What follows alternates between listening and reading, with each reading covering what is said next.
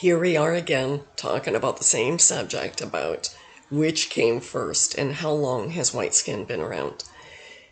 I don't know if you've noticed, but there's a lot of videos right now, and I've even seen some that are from universities that are saying that up to 400 years ago, everyone was black, and that white skin is only a pigmentation and has not been around. Well, I want to show you some of the articles that I have found that talks about DNA, ancient fossils, Neanderthals. Let's get into it and find out how long the white skin gene has been around.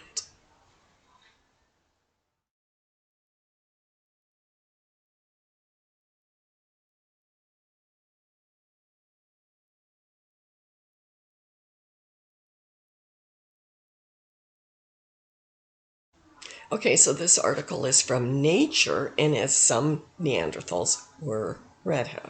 It starts off right away. The analysis of 50,000-year-old Neanderthal DNA suggests that at least some of the ancient hominids probably had pale skin and red hair. This is what they're talking about. Neanderthals would have looked probably very similar to this person right here. You can go into this article. I'll let you do that. Hold on a second here. Okay, so it is impossible to determine the precise frequency of red-headed Neanderthals that once populated Europe, but the researchers estimate, and here they do this like 1%, but at least they're saying that it is, of the population would have carried 2 copies of this less active gene, giving them roughly the same pigment as modern redhead. That would be me. And go into this article. I will leave it for you again so you can read this article. Some Neanderthals were redheads. Now, if you haven't heard about Graham Hancock, well then you're new to the whole conspiracy and everything for the past 20 years. But anyways, Graham Hancock did this article here on lightly pigmented skin and red hair are traits that originally appeared in humans as a result of a random mutation. They like to use that word. I have not found it to be a mutation. They have not shown anything that shows that it had mutated from one to the other. So in here, he says that this gene, this same gene that we were talking about, was a pathway of this pigment for at least approximately 100,000 years, again, in Europe. There's also many studies that show that this gene also was basically all over. And his article goes into this about where you're going to be able to find this gene through ancient fossil DNA throughout the world. So he goes into Africa, he goes into Arabia, the peninsula, Middle East, Korea. He is finding this gene in Indo-European, which is just another way of saying European. It's ways that they make it so that we don't understand what they're talking about. That's truly when they do it today, right? Like if anybody looked back at our writings of the 20th century, they would see somebody that was black from Africa being called Negro, black, African American, all these different names. Same thing that they did this with the Caucasian people. They have given them Indo-European, Caucasian, European, white-skinned. I don't know. There's so many different variations, so that if you were looking at, and hundreds of years from now, say 1,000 years from now, and you're trying to piece together, you would think these people were all different races, and yet they aren't. They're the same race, but that's what we do, or what our civilization has done now, to confuse. And then they put out all of this. See, this is another one, Proto-European. Anything that says anything that says this and has European after it is the same DNA, is the same people. In Graham Hancock's article, it goes on, the R1B carried discovered a great Cro-Magnon Ice Age refuge surrounded by the Pyrenees Mountains of France and Spain. They settled there and interbred with the light-skinned, red-headed people who had lived there from the depths of the Paleolithic, from time immemorial. This land was also prosperous and abundant during the Ice Age, that after several generations of intermixing light-skinned and redhead traits long associated with the ancient MCIR mutation became the dominant features of the R1B people. In this golden age of the West Mediterranean expanse, the last of the Neanderthals had been assimilated into the general population through hybrid Cro-Magnon and Neanderthal giants was not uncommon. The genetically similar. I mean, like this genetics does change. We do change from region to region, but that's admixing. That's not manipulation. That's not, as he said here, mutation. It's admixing. It's mixing DNAs, and that's what you will find different. So he goes into all these different places where you're going to find this primary DNA, which was lighter skin and red hair. And of course, as you will find from my other videos, we found that the oldest, when they were able to do a blood analysis as to the blood type, they were mostly, if not all, the older they go back is to Rh negative. Although we know Neanderthal had more than just that. There were many different types of blood. But that blood, along with this, seemed to go hand in hand. So here we go. Okay, so this one is from Nature. And this is the article from Nature. Again, some Neanderthals were red-headed. And they had that gene is what I'm talking about. And let's go down here. This one is very interesting because this article uses the same research that Graham Hancock did that showed pale skin as along with it. But this one doesn't want to go and say pale skin. This is how they manipulate you. So it talks about the pigment of the hair color. So they're using the 1% again, Neanderthal. So this is what this is. Again, I will leave this for you. This article is very interesting. This one is from Big Think. Okay. The genes of white skin didn't develop in Europe.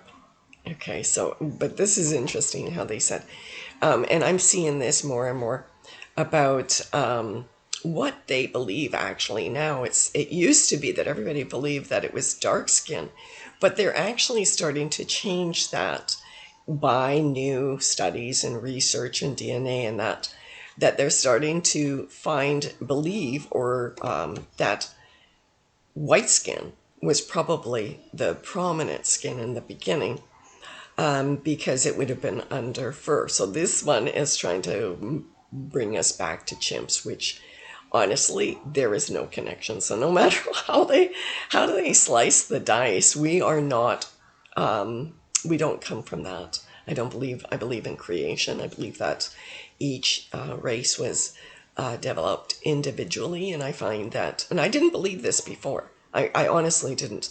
I believed in the beginning, maybe a couple of years ago, that at the time of Noah, there was all the genetics to be able to produce all of the different races, and each son that he had from the same mother and father developed. I had that same belief that most of the Bible believers do. So this isn't something that I've always believed. This is something that I have found by researching, by looking, that I've unfortunately had to, not unfortunately, but I've had to drop that whole idea that all came from this one particular ancestor, or all came from Adam and Eve. I've researched this so much that there is different creations, different time periods of the creations. We find that the more that you look back, you'll find that it looks more and more like the ancestors of the earth, as far back you get, seem to be Indo-European.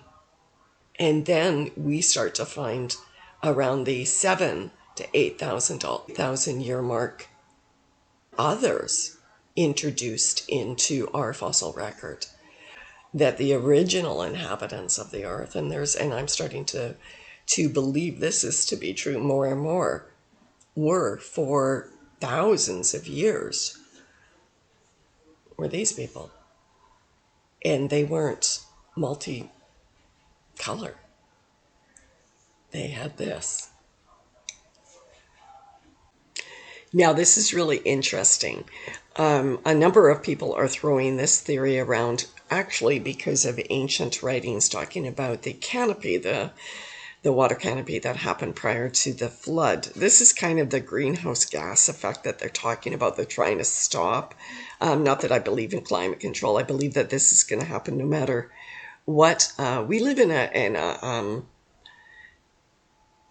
a repetitive a system that goes through climate change, that goes through, and it's nothing that you can do anything about it. It is what happens on this earth, and Under disasters the vapor that canopy, happened. which we know from scientists that they can judge and tell us how much oxygen was in the environment during that period of time. And we know that the oxygen level was much higher. And because of this, as this article and many other ones, and the evidence is in the bones that we find strewed all over of giants, that it would have made things much larger. And so the same thing would have been for human. There are stories, many stories of Noah afterwards going around with his boat to check out what was going on around with other humans. And people described him as being a giant. Now, the reason for that is the people that were living under the oxygen rich canopy grew larger, lived much longer lives, maybe not to the excess that some say, that thousands and thousands of years, but maybe more closely to what the Bible says, to around the 900 to 1,000 year period.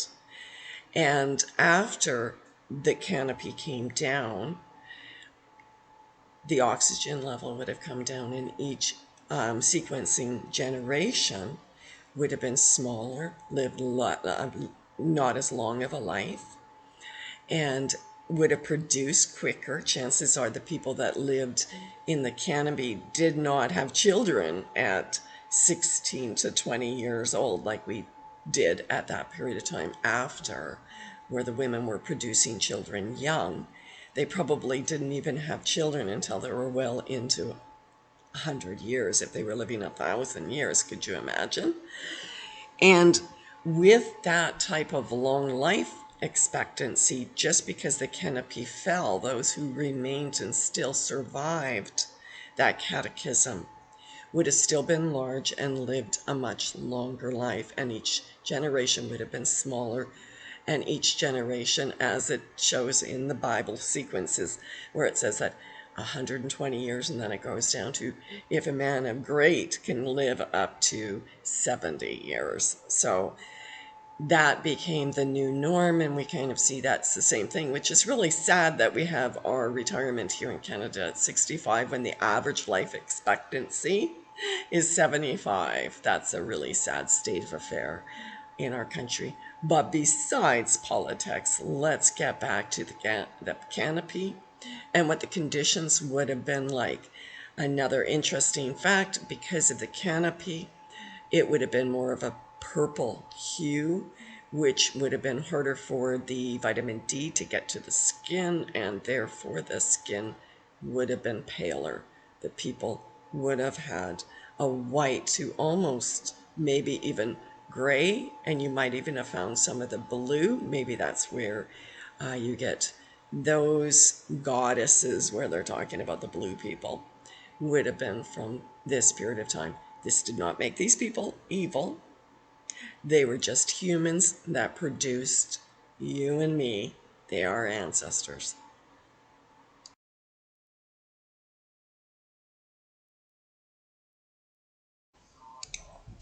Now I want to talk to you about this hypergroup. This is Cheddar Man, and this is something that has been thrown around a lot. The Cheddar Man had European DNA, but he was a black man. And so I've seen a lot of videos, not that I watched them, but I've seen the titles. The evidence that black people were around in Europe, because Cheddar Man was believed to be around 10,000 years. But when you start to look a little bit deeper, at first they're saying that, oh yes, but his DNA, and I love this one. I love this one. Let's go to. Okay, so here is some of the information on Cheddar Man. Cheddar Man shares the same DNA as the English teacher of history. So let's see. Okay, so here's Cheddar Man. They say that this is what they try to make Cheddar Man as being. With Caucasian features, but with dark skin. With Caucasian hair, but with dark skin. But let's see what his ancestor looked like. This is his ancestor that came down, and he has the direct DNA evidence. So this is what they're saying, the direct DNA evidence of this, but he looked like that. Let's see what the new evidence is. But if you go looking for the Cheddar Man, this is what you're going to find. You're going to find that he was still that in that a mutation that they try to talk about. They tried to make the Cheddar Man being the evidence of the mutation from black to white. But let's find out what they found today. So this would be just what you would normally see. Cheddar Man lived about 10,000 years ago and had previously been shown to look similar to a white person from a modern Britain. That was before the pioneers examination of the DNA and the sequencing factual recognition revealed that the man had dark to black skin, blue eyes, and dark curly hair. But early male. Was Cheddar Man white after all? The first ancestor of Britain may have been white after all, according to the research, who says claims he was dark to black skins are not the samples. Although it is possible the Cheddar Man may have been dark-skinned. Let's just see. Let's go into one of these. Was Cheddar Man white after all? There's no way to know that the first Brit had dark to black skin, says scientists who helped reconstruct the 10,000-year-old face. So they do not have DNA evidence to prove that he was dark-skinned. They only suspect it because of all of, promoting this whole thing that everybody was black and then we were mutated into white. Now, I have to tell you how they came up with this analysis. They have a computer program that they put in all of the information in it, and it came out with this color. People have been playing around with this computer program since then, white people with blue eyes and very pale skin, and they found that this kept on happening to them. They kept on coming out as being black. The program itself is not reliable. There is nothing that indicates whatsoever that Cheddar Man was this. This is a better indication of what Cheddar Man's skin and color of hair. Basically, redhead and a Have you liked, white shared, subscribed? I hope you do. And also, YouTube has not allowed me to monetize this channel, so I have left a PayPal link, and any small donation will be greatly appreciated. It'll help me with new equipment, with research, and maybe a little bit of travel so I can show you some of the ancient discoveries that we have found in my area. Link will be below.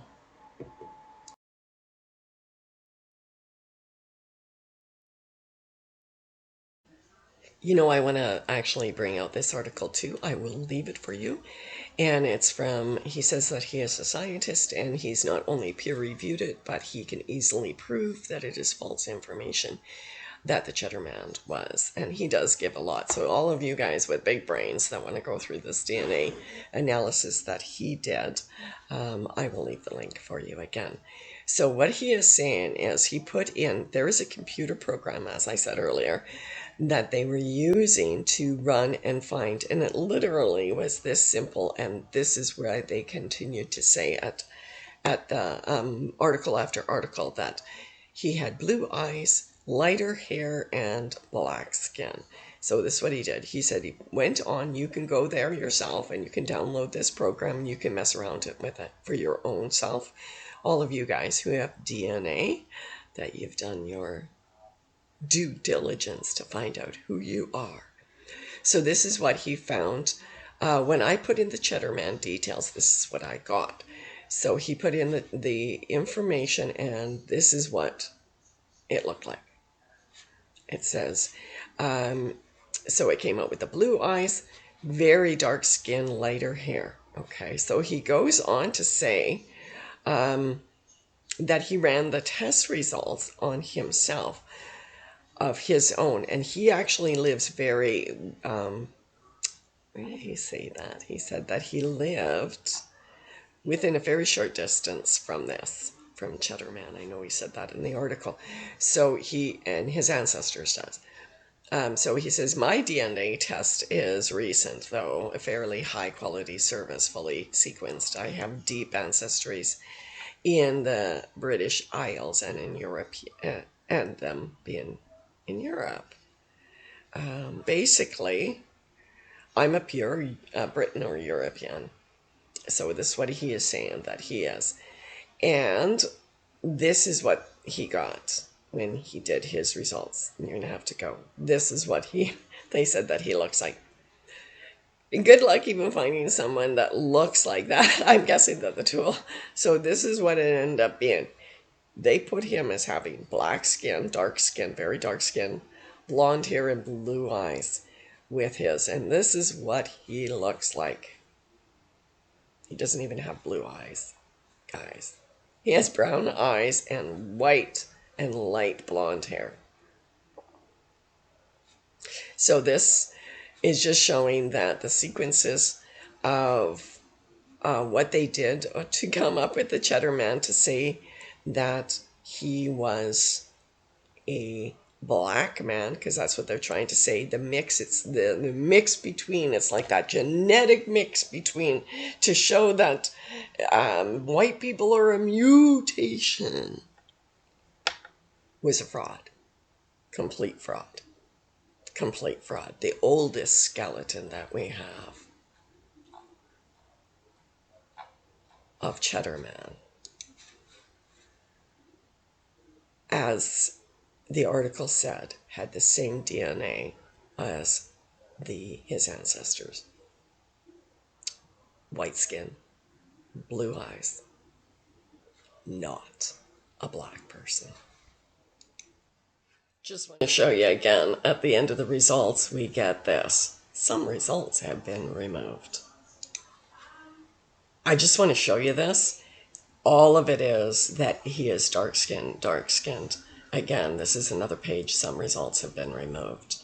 We have been deeply censored. I was able to find many more articles about this. Now this is all they are giving us. This is a manipulation, because we get this article right here. Where does it say? Britain Cheddar Man, white, scientist, now uncertain about the DNA analysis. Again, as I told you, it's a program that they're using. White people have been around forever, because we see that through and we've had great civilization, which shows the civilization that the Caucasian people show, the length of time that it takes to be able to, for a person to be able to develop civilizations. And we see that the white people have developed civilizations for thousands of years. That shows that they didn't just automatically appear as they try to make us out to be, or that we came from some far, far away galaxy and then all of a sudden invaded this planet. The DNA analysis of fossil record does not prove that. It does not prove a sudden appearance of the Caucasian person, of the white person, of the European, Indo-European, whatever you want to call us. And we are a race that have been around for a very long time. As I told you about the Oralinda book, which is one of the oldest books that we have, a physical oldest books that we have. And in that book said that God created man, white, black, and yellow. And if there are other races that God created, I'm sure there are many different races throughout the times. And that's where we get different hominids that aren't quite Homo sapien. But we also know that Neanderthal was a Homo sapien, which means he was a fully erective, intelligent man, probably had a great society, very similar to us prior to the flood of the Great Flood of Noah's Day, if you will. We probably had more Neanderthal. And after that, with the mixing came Cro-Magnon. And most of the DNA that we are looking at are both. So it seems like we went from one stage of white people on the earth to another stage of white people on the earth. And then slowly later, because like I said, this is the Cro-Magnon.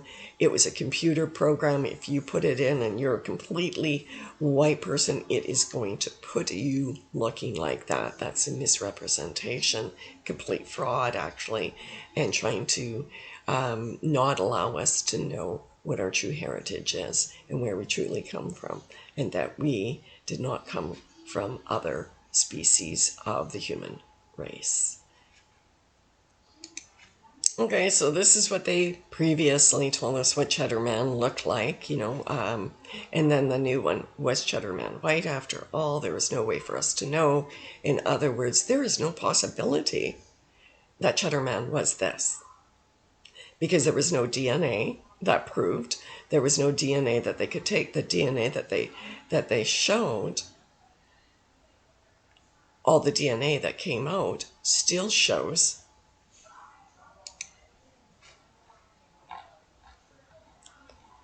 this.